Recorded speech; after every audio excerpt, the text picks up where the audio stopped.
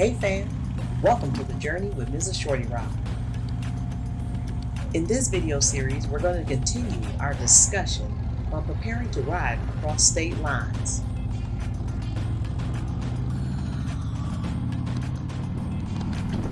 It is my absolute honor to introduce to you all today the first female in my family to gain her motorcycle endorsement and to ride a Harley Davidson.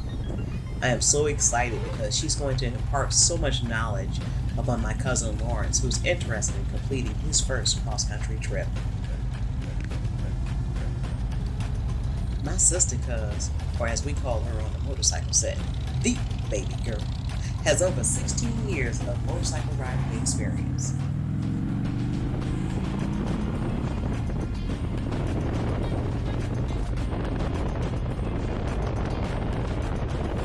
So if you have any questions about how to cross state lines, please feel free to drop those questions in my saddlebag. I'll look forward to providing you with a response. All right, family, so let's go ahead and get into this content. Enjoy the journey.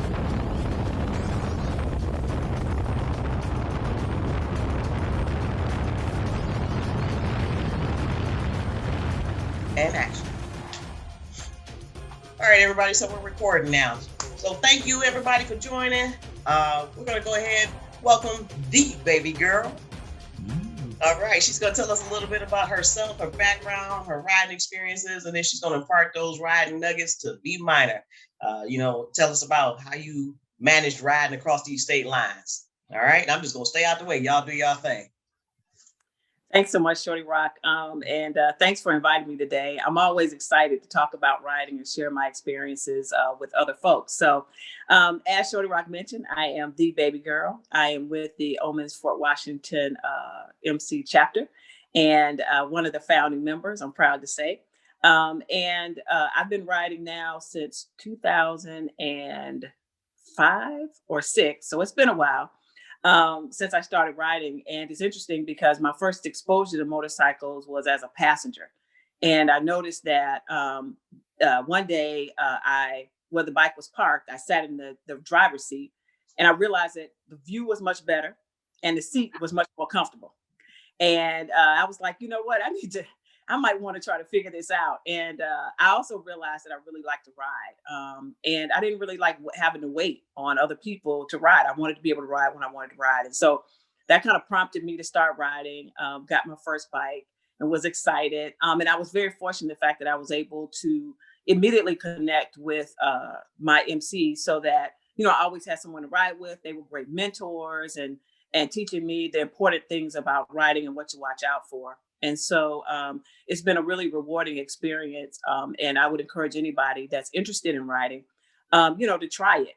Don't put it off to try it. And I'm excited that B Minor is interested in doing some long distance riding. Haven't been riding for a long time, but it's obvious that the bug has gotten you. And so just excited to be here. Wow. I didn't even really understand how you got started with it right now. I just wow, you just enjoyed the view from the front and the seat was more comfortable. Exactly. And you took it and ran with it. Like, wow, you just motivated me. But I've never rode on the back, so I can't say nothing about that. Yeah. But with all that part said, though, all jokes aside, I guess our first question would be just like how did you prepare? How did you get ready when you started, going further and further out, crossing those state lines? What was your preparation going from like, okay, all right, let me get ready, let me plan this out. We were talking about that earlier before we started recording all that stuff. How did you plan it out? And then what were you doing, before you actually got on the bike and then cross state lines? Because I can tell you right now, I'm a little bit nervous, I'm a little uncomfortable because I've only been within the DC, Maryland, Virginia area. Yeah. Great question. And it's great that you're asking, honestly, because a lot of people hop on the bike and they think because they've ridden locally that it's the same as riding long distance. And it's not. It's very different. And we were very fortunate in the fact that when I first started riding with the club, we would have to go to Cleveland, Ohio, to our mother chapter every year. And it's 6 hours from Maryland to get there. And it was a great opportunity to have exposure to the highway, to riding long distance without going too far. And so what I've learned is a couple of things. Anybody that's ridden, north in particular, knows that on any given day, especially if you're going to Cleveland, you can experience all 4 seasons in a 48-hour period within a weekend. It can be sunny here. You can run into a lot of torrential rain, and then you can get some snow, some sleet. I mean, anything and everything. And so I learned very early on that it's important to make sure that you prepare. One, you need to make sure that your bike is ready to go. Get it serviced. Make sure that, you tell them that, you're getting ready to take a long distance ride, and make sure you know how to check your bike as well. That's the first thing. And I was really glad that the members of the club taught me how to do that. You want to make sure like your simple stuff, your air pressure and all that stuff is ready. So make sure your bike is ready to go. The second thing is you want to make sure that you are prepared for any and every type of weather. And you got to be clever about that, because otherwise you'll fill your bike up with a whole bunch of gear, coats, jackets, and things like that. And you won't have space for anything else. So what I would advise you to do is to check the weather the day that you're planning to leave. Make sure you're planning ahead of time, but also check the weather in the places that you have to go through to get to your final destination. Again, the weather can change significantly. So if you say I'm leaving here and I'm just going to ride for, 6 hours that day, don't think that just because it's sunny here, that it's going to be sunny throughout the whole 6-hour ride. So you want to make sure that you have really good gear. When you're doing long distance riding, I don't encourage people to go cheap. You do want to go quality. So do your research and make sure that, go online and look at the reviews and things like that. But you want to make sure you have good gear when you are riding. The most important piece, I would say, would be rain gear. A lot of people don't think the rain gear is a big deal, but when you're riding on the highway, the rain hurts. Nothing else. It will pelt you and it hurts. But more importantly, it will really slow your ride down. And if the temperature drops, you really can really get into trouble as far as, hypothermia and things like that, where your body temperature gets really cold, especially if you're riding at night and you're wet. Because remember, you're riding, 65, 70, 75, 80 miles an hour. And just think about when you get out of the shower, how cold it is just from getting out of the shower. And when you slide that shower curtain back or that door back, just imagine if you're on a motorcycle, right? And you're wet to the bone, right? The other thing is as far as your boots, you want to make sure not only do you get a good quality rain suit, but you also want to make sure you get your boot covers, because leather, for the most part, a lot of the boots are water repellent, or you can treat them, but that's only for so long. And if you're riding for long distance in rain, your boots are going to get saturated, and it can take days for them to dry out. So it's worth not only getting a quality rain suit, but you also want to get the rain boots to cover your boots, the covers, to keep your feet warm as well. And it really makes a big difference. That was one of my earliest lessons that I learned going to Cleveland. Was we ran into some really, really bad rain. I had a rain suit, others did not, and it really made a difference. The other thing I would say, as far as a helmet, you want to have on a full face helmet when you're traveling. Some people are like, well, I ride with a half helmet on and all of that. That's fine if you're in the city. But when you're on a long distance trip, again, that wind constantly blowing in your face, bugs, things like that blowing in your face can be really, it can hurt, and also it can be very exhausting. So you want to make sure that if nothing else, you have a full face helmet so that you can protect your face. And it also helps when it's raining. And you want to make sure that you use anti-fog. So they sell that in the motorcycle stores. They sell it, in a lot of different places. You want to have some. You want to make sure that you have some anti-fog so that you can treat your glasses and so that you can treat your helmet. Okay. Now, baby girl, just to go back a little bit, you mentioned about having the boot covers because of rain and things like that, because they do eventually kind of time out after a while, where, you're in rain for a period of time. You only have so many hours of that saturation period before they will kind of absorb through. One of my best tips for resolving that, because those boots don't dry very quickly, is like if you stop at a gas stop, ask for the shopping plastic bags. Change your socks, put a plastic shopping bag over your sock, and then slide your foot into your boot. That'll help insulate you a little bit until you can get to a place to dry the insides of your boot. Is there any other suggestions that you have, baby girl? I never thought about that. Wow. Yeah, that's a good one. And one of the things we did, I don't know if you remember or not, but we went to Cleveland once, and it rained the entire time, and all of our boots were saturated. So we ended up using a hairdryer in the hotel to dry our boots out. We literally took the hairdryer and put it down in the boot. to dry our boots out because they were just, just so saturated. And even with that, it still took, another day or so for them to completely dry out. So I just cannot emphasize that enough. When you're thinking about, gear and preparing, you want to make sure that you have rain gear. And when you look at rain gear that's made for motorcyclists, you'll know that the details are in there that you would not normally pay attention to. So you'll notice that the pants, a lot of them have the fireman suspenders, or that they come up really high.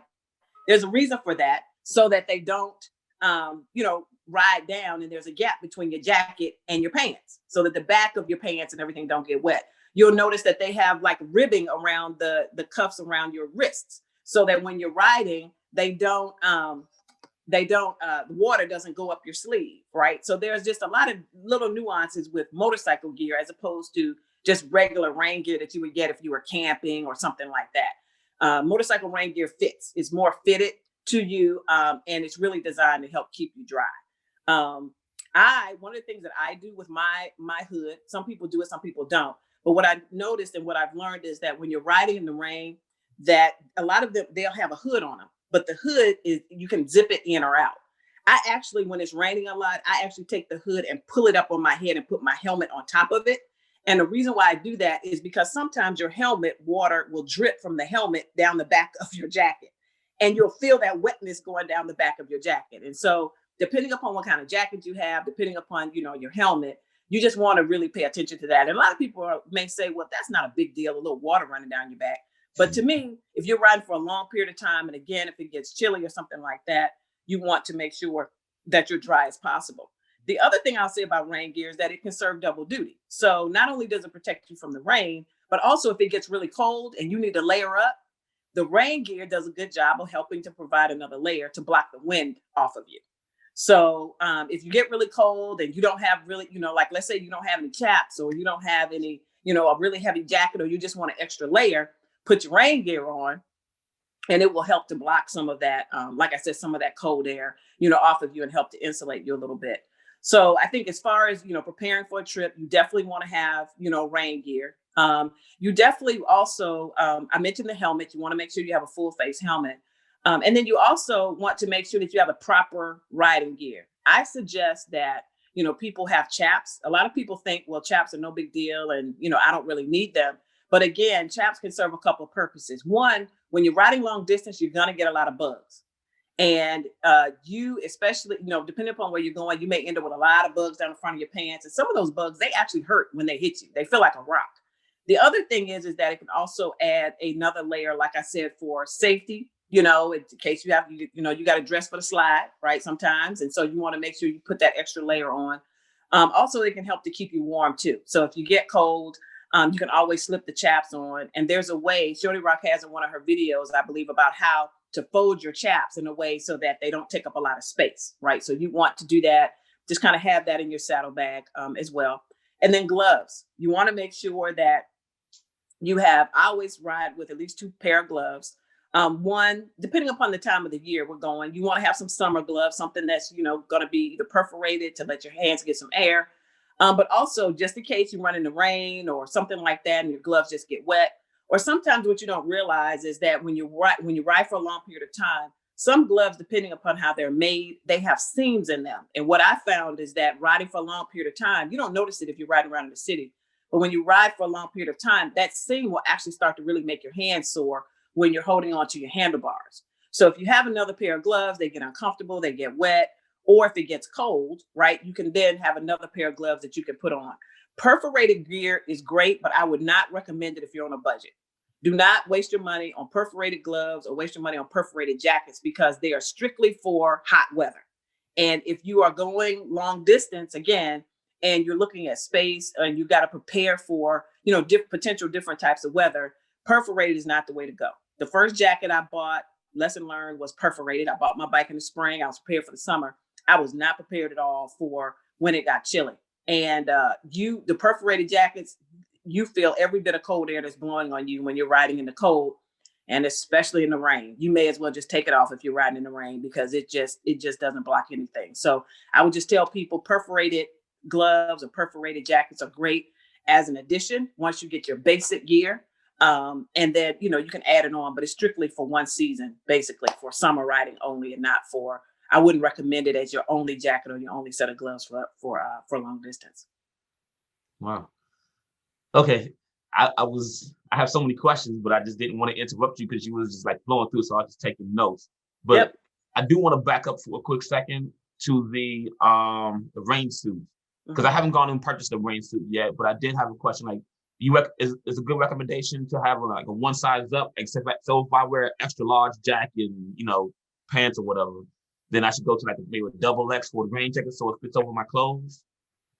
Yeah, that's a great question. And what I would suggest you do is to try it on. I know in a lot of the motorcycle stores, I know in the Harley stores, you can try things on.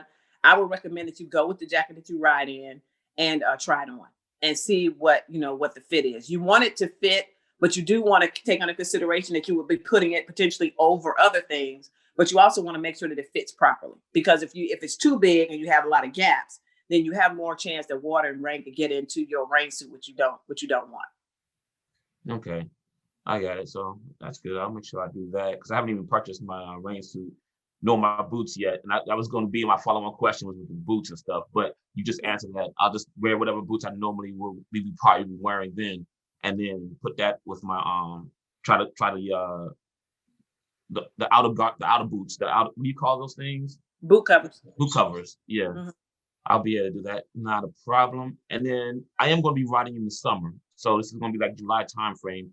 And so I know you mentioned earlier about like chaps and things of that nature. Preparing for the slide makes perfect sense. But one of my main concerns is like, because I'm going to be riding through a lot of hot weather, and you hit a lot of great topics as far as making sure that, I have things to protect me in the different in the climates. But it's going to be good, like as far as keeping all the heat and stuff in and making closer to heat exhaustion.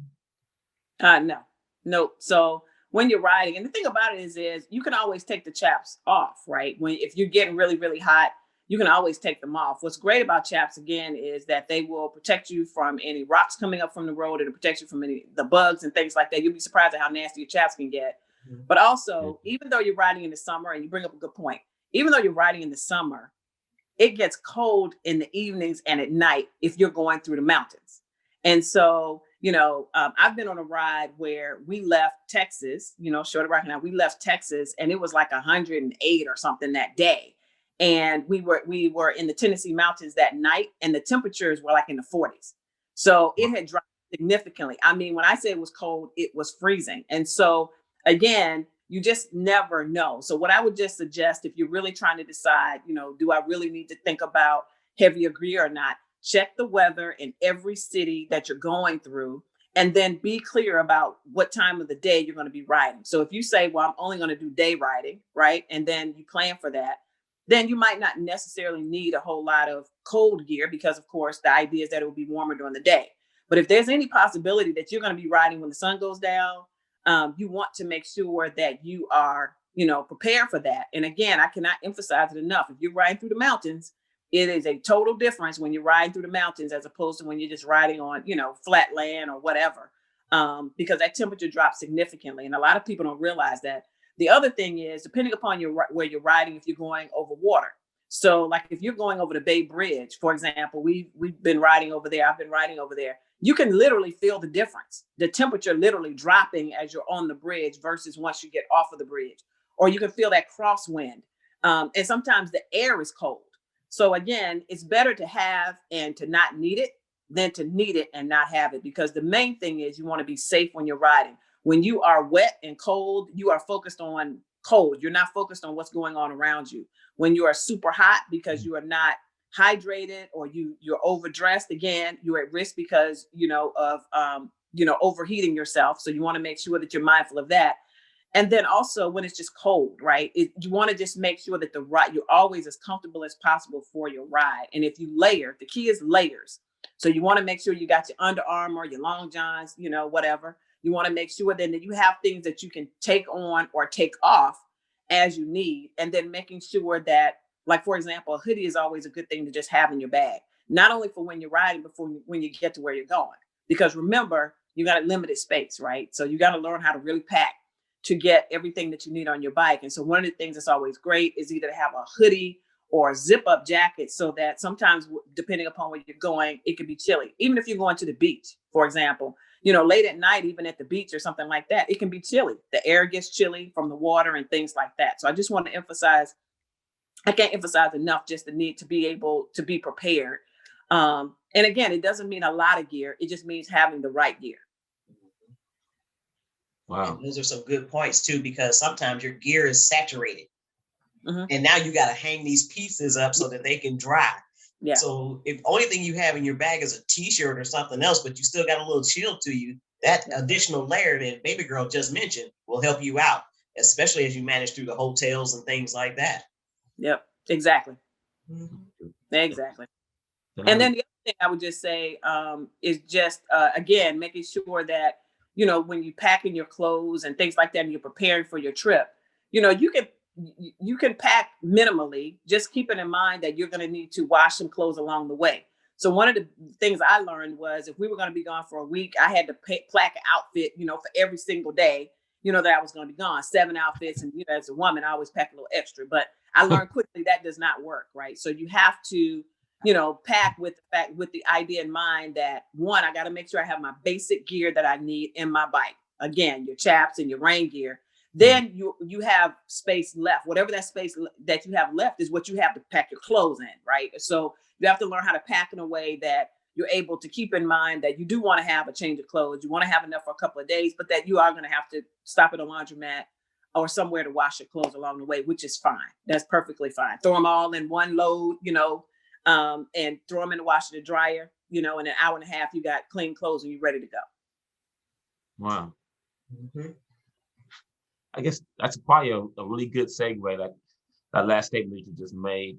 I guess the things I should probably be doing while I'm that night when I actually pull into a hotel, because I am going to be staying in hotels all the way along the way as I get to my destination. But I guess that part of hey, make sure I find a place, laundromat, to wash all my clothes and throw on the table. So is there anything else I should be doing while I'm there before I go in bed down? Yeah. So one of the things I would just emphasize is that make sure I invest in a Camel Pack. That's, the water, the water thing that's on your, you can put it on your back like a backpack, and it has the long, straw that comes up the front. Invest in that. There's some things that's nice to have. There's some things you really need to have. I strongly encourage you to do that. And I strongly encourage you to have that for a couple of reasons. One, especially when you're riding in hot weather, you gotta stay hydrated. That you have to do that. And Gatorade is not going to get it. Soda and stuff like that's not going to get. You need water to just constantly rehydrate yourself, because you're losing heat through your body. So one of the things that a lot of people don't realize is that, and they'll ride long distance in t-shirts. So while riding long distance in a t-shirt is fine, for short distance or around the city or whatever, when you're on the road for extended periods of time, 6 hours, 8 hours, whatever, and you're riding a t-shirt, you can get burned. You can, burn. And so a lot of Black people think that we can't burn, and we can. So you want to make sure that you have some sunscreen to put on your arms if you're going to ride without a jacket on. But also you want to make sure, again, that you're staying hydrated, and the water will help to replace, all the moisture and everything that you're losing through sweating and through your body and from that heat. And so at night, what's important is that, one, you get your rest. This is not the time to just stay up all night and you're going to jump on the bike and ride. You really want to make sure that when you get off the bike, that you get a good meal. This is not the time to just eat junk food all along the way. You really need to make sure that you're getting a good meal. It doesn't have to be expensive. That's another topic, right? Of being able where to save money. But, I don't suggest that you try to make it from here to your destination long trip on McDonald's alone. You want to make sure you got some good nutrition. You want to make sure, and I encourage people to have a first aid kit when you go. So the first aid kit can be something small. It doesn't have to be anything big. Remember, space, is critical. But in the first aid kit, you want to just have it because you just never know, right, what may happen. But you can also get small things of Tylenol or ibuprofen to put in here, because you're likely going to be sore when you get off the bike, just from sitting, just from your hand position, just period, your shoulders. You don't realize just how tense you are when you're riding, especially in the rain. So what you want to do when you get off of the bike is you want to get a good meal. You want to make sure that if you've been hydrating throughout the day, you want to keep hydrating yourself. You want to make sure that if your muscles are sore, take something for it, right? So that you can be comfortable.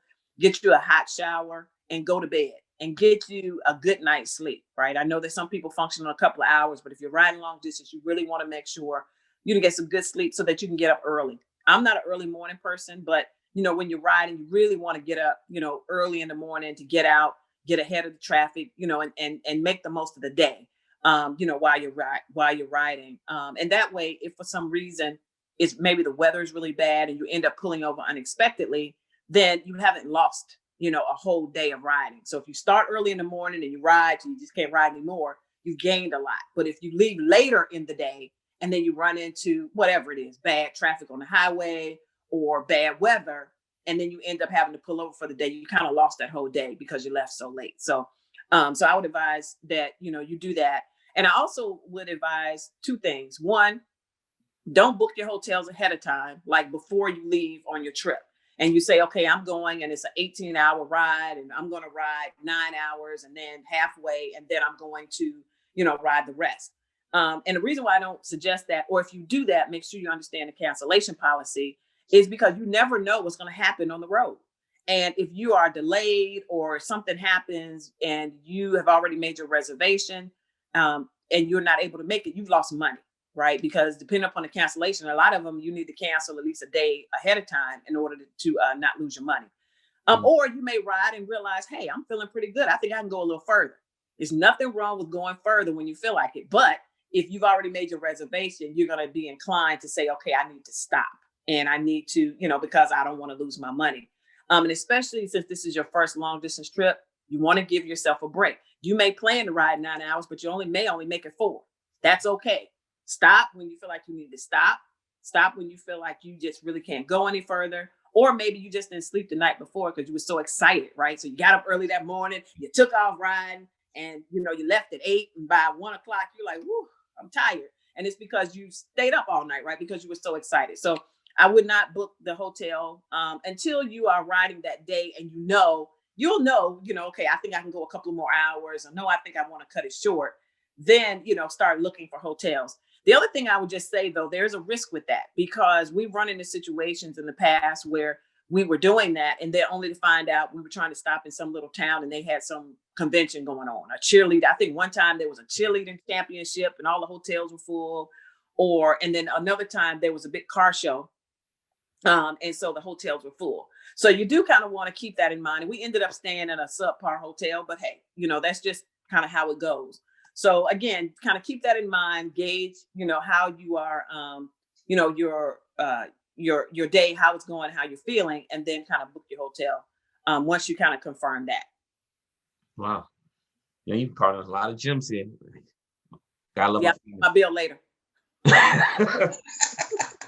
I knew it was coming, but with the movement part, right now my plan is to move during the day. I was thinking around moving around like maybe 8 to 9ish in the morning, and then when I talked with Dave and Heavy yesterday, then it was concerned like, hey, when I get to certain places, I might want to, like, and I'm talking about like in the desert areas, I might want to leave probably even earlier, being like something like 2 or 3 o'clock in the morning.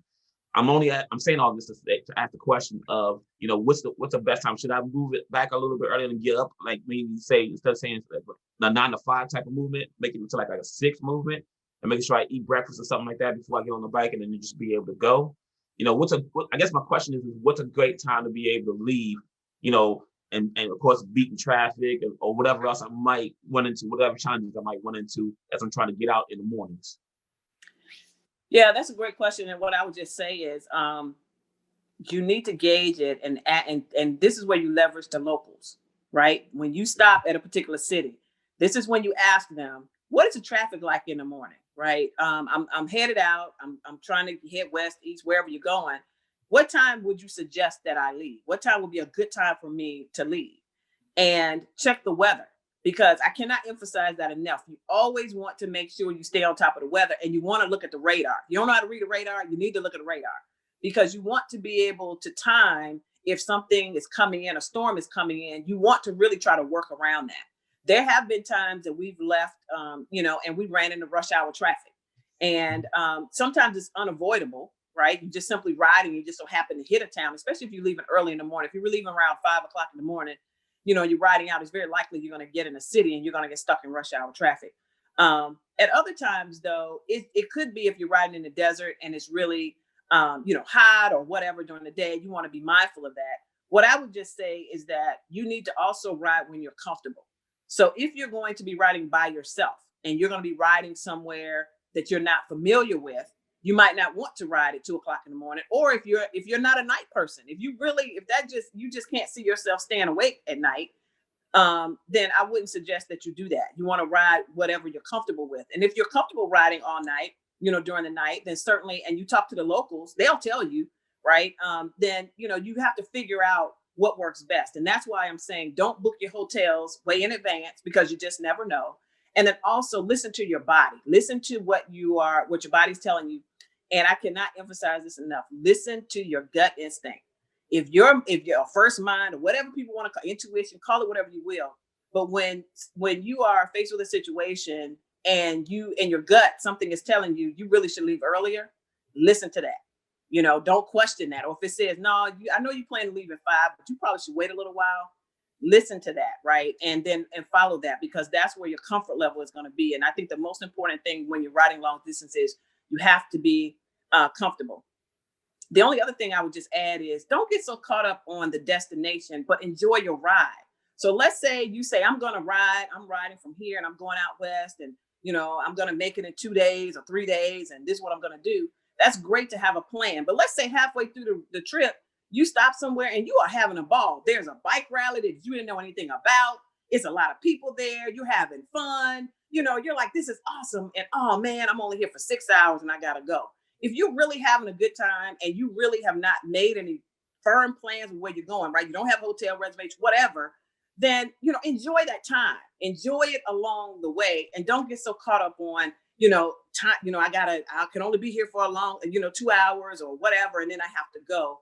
Really enjoy the ride, because you're going to meet some really great people along the way, and you want to be able to take advantage of that. If you have the time to do that, you really want to be able to take advantage of that. I think you have no idea. You just nailed it on the head. That is the whole point of this whole pilgrimage. It's not about the destination. It is about the journey and enjoying yourself and life. And so you literally just said, and I didn't even tell you that. I'm telling you, that's that cousin love right there. I'm telling you, right? Oh man, I tell you.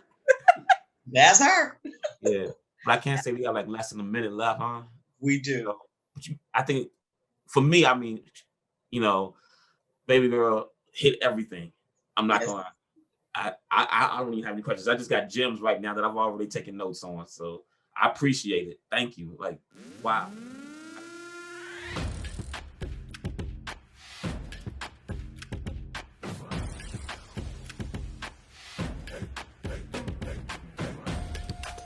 Hey family, thank you for taking time out of your day to watch this video. If you like this video or any of my other videos, please feel free to like, subscribe, and share.